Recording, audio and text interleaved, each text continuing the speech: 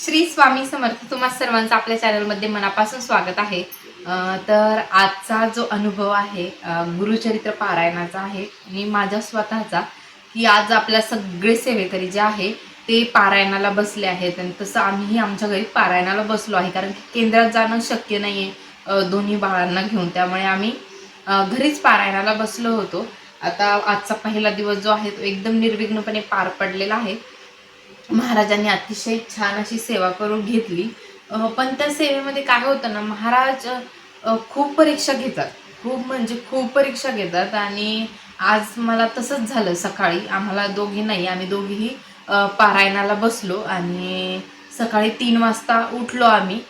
अंघोळ वगैरे झाली. आपली जी देवघराची रूम आहे आमची ती स्वच्छ केली आणि त्यानंतर पूजा मांडणी मी रात्रीच करून ठेवली होती. फक्त कळस वगैरे आणि दिवे वगैरे लावायचे होते.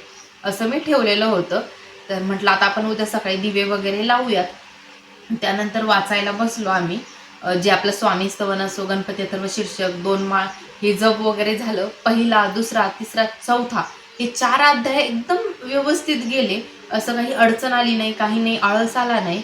पण अचानकच काय झालं ज्या दिवशी, आणि मेन म्हणजे याच्या अगोदर काय झालं, की माझं बाळ जे की आता 10 महिने त्याला कंप्लीट होतील. तो 10 महिन्याचा 9 महिने कंप्लीट झाले त्याला, 10वा चालू आहे. तर तो अजूनही पहाटे 3 वाजता उठत नाही. म्हणजे उठतच नाही तो. पहाटे 3 वाजता झोपलेलाच असतो आणि आज अचानक महाराजांची मनात काय आलं काय माहिती, तो 3लाच उठून बसला. म्हणजे तो 2:30 वाजेपासूनच थोडं थोडं रडत होता आज आणि 3 वाजता प्रॉपर तो उठला. 3ला उठल्यानंतर काय झालं, उठला आणि आता मला वाटलं की याला मी फीडिंग वगैरे करून हा झोपेल. पण तो कोणत्याच परिस्थितीत झोपायला तयार नव्हता. म्हणजे त्याला काय झालं होतं काय माहिती. तो कोणत्याच परिस्थितीत झोपायला नव्हता. इथे माझं वाचन वगैरे बाकी होतं. मग मी त्याला त्याच्या वडिलांकडे दिलं आणि म्हटलं 5-10 मिनिटं तुम्ही सांभाळा याला, तोपर्यंत मी देव मांडणीचं पाहून येते. मग मी मांडणी केली आणि तो खेळत होता. मला वाटलं आता तो खेळेल, म्हणून मी स्वामी स्तवन आणि गणपती अथर्व शीर्षक आणि माळ वगैरे जप सुरू केला. त्यानंतर अध्याय वाचूयात म्हणलं तर तो खूप रडायला लागला. भरपूर रडायला लागला. मग मी तसंच ठेवलं. ते उठून गेले त्याच्याकडे आणि त्याला डबल फीड वगैरे करून म्हटलं झोपावं. तर तो कोणत्याच परिस्थितीत झोपत नव्हता आणि महाराजांची परीक्षा म्हणजे आपल्याला समजण्यापलीकडची आहे. खूप खूप परीक्षा घेतात महाराज असं मला वाटतं आणि आज माझी तर खूप घेतली. त्यानंतर त्याला मी कसं बसं झोपी लावलं. तो झोपला आणि त्यानंतर मग मी माझं प्रॉपर वाचायला बसले. आता आम्ही दोघी पण पारायण करतो आहे, त्यामुळे दोघी पण बसलेलो होतो. तर ती तिचं वाचत होती, मी माझं वाचत होते आणि त्यानंतर 4-5 अध्याय झाले आणि त्यानंतर जे अक्षर आहे पोथीवरचे, एवढं डोकं अचानकच जड झालं. डोळ्यांमधून पाणी यायला लागलं. ह्या पापण्या एवढ्या जड झाल्या की असं डोळ्याच्या खाली केले का असं वाटत होतं डोळे बंद करून ठेवावे, म्हणजे वाचूच नाही. ते पूर्ण अक्षर ब्लर झाल्यासारखं होत होतं आणि कसं वाचण्याची इच्छाच होत नव्हती. ते एवढं असं थकल्यासारखं होत होतं काय माहिती.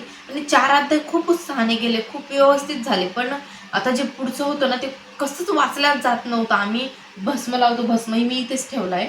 भस्म लावा, गौमूत्र जे आहे ते घेतोय, गंगाजल घेतोय आणि मला एकटीलाच नाही, दोघींना तेच व्हायला. आमच्या दोघींचे शब्द लवकर उच्चार येत नव्हता. कसं होतं होतं काय माहिती. महाराजांची काय परीक्षा होते. मग आम्ही थोडंसं पाणी वगैरे पिलं. परत भस्म सगळ्या हातांना, गळ्याला, कपड्याला लावला आणि परत वाचायला बसलो.